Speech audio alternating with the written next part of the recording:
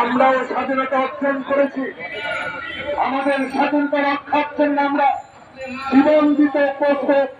কিন্তু আপনি যদি আমাদের স্বাধীনতা নিয়ে, আমাদের ভূখণ্ড নিয়ে, আমাদের অধিকার নিয়ে, আমাদের গণতন্ত্র নিয়ে, আমাদের সংবিধান নিয়ে যদি কথা বলেন, বাংলাদেশের 18 কোটি মানুষ একজন সৈনিক প্রতিবাদ করার প্রমাণ আপনারা পেয়েছেন। বাংলাদেশে সকল রাজনৈতিক দল সেদিন ডক্টর ইউনূসকে ওয়াদা করে দিয়ে আসছে, আমরা আছি, আমরা আপনার পাশে থাকবো। শেখ হাসিনার প্রতাপ তারা কোনদিন আর বাংলাদেশে নতুন ষড়যন্ত্র করতে পারবে না।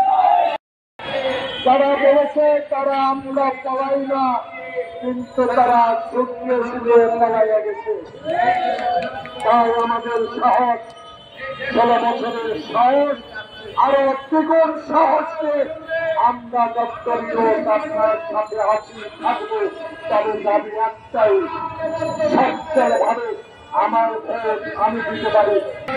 বন্ধুগণ, স্পষ্ট একটি কথা, বাংলাদেশ স্বাধীন করেছিলাম 22 পরিবারের বিরুদ্ধে লড়াই করে। বাংলাদেশের স্বাধীনতা অর্জন করেছিলাম পাকিস্তান থেকে রেহাই পাওয়ার জন্য।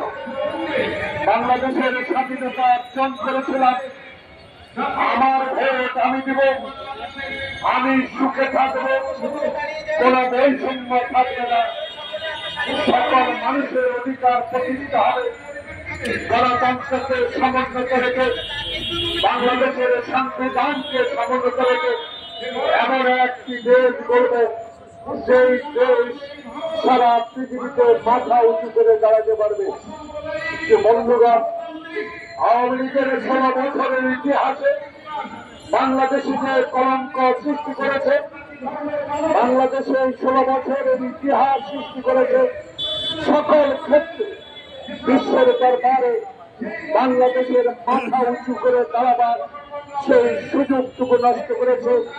আজকের শেখ হাসিনা সেই দেশে আশ্রয় নিয়েছেন, এই হিন্দুস্তান ভারত।